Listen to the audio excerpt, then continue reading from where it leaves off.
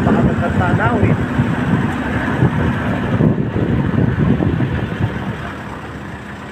Oh my God! Iminto pang service, tanawan ang ating tanawin ng Davao.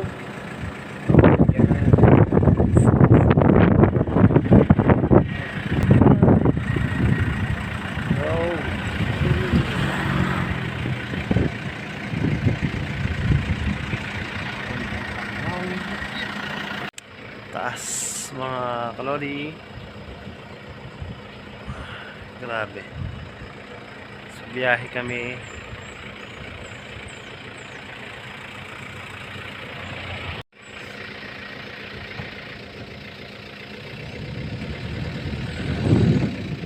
Yan guys, andito tayo sa mga bilihan ng prutas dito sa Davao. So yung mga kasama ko ay maniningin-ningin sila. Dami mangga. Bagsak presyo ang mangga dito. Yan. Mangga oh, may malalaki pa. Yan pa, may mga dragon fruit pa, avocado. Yan. Yellow mango. So siyempre may naliligo dito merienda. Yan. Like pa mga naglilihi yung mga kasama ko. Yan. Guys, tingnan nyo. Yummy, yummy, yummy. Yan ang dragon fruit. So yan, namimili na sila mga kalodi. Oh. So hanggang doon yan yung mga nagtitinda. O tinan nyo, ito isa oh. Ang dilaw. Iba-ibang klaseng mangga oh. Oh, palaki ba ng palaki? Yung iba naman, sinake na nila. Talagang mango yan bro. Sariwa, ang mga mangga dito. Ayan, ang laki oh. Guys. Ah, grabe. Asa si Duna? Laki oh. Sarap. Siyempre, bibili mga kasama ko. Ako hindi. Makikitikim na lang ako. Ayun, meron pa nga doon oh. Ayun oh. Kamag-anak ko ba yun sa kabilang manggahan kayo?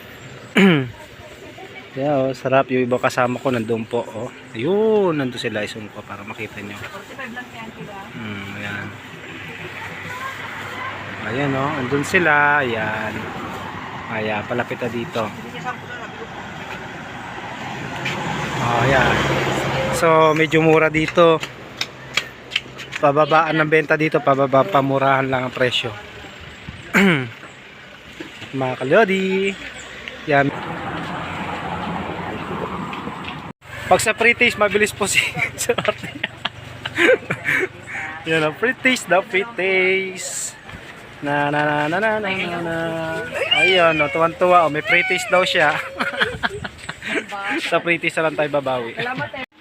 So yung mga kalodi, tapos na sila mamili.